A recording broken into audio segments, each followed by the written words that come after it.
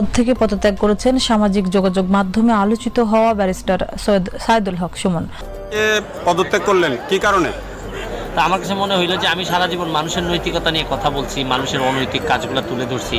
আমি নিজেই যদি সময় না দিই, রাষ্ট্রীয় কোষাগার থেকে যদি বেতন নেই, তো এটা আমার কাছে অনৈতিক মনে হয়েছে।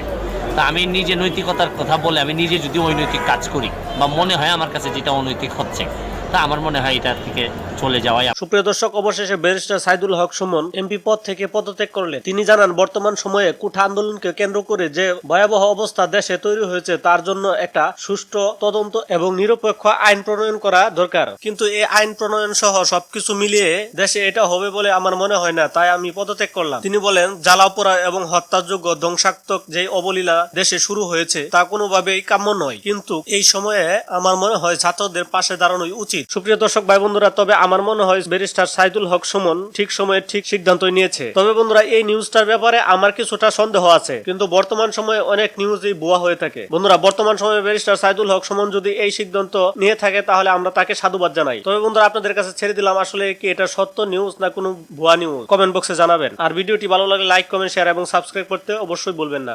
বাংলাদেশ জাতীয় সংসদের আসন 133 টাঙ্গাইল 4 সংসদ সদস্য পদ থেকে পদত্যাগ করছি। বৃষ্টি হোক, ঝড় হোক, তুলি হোক,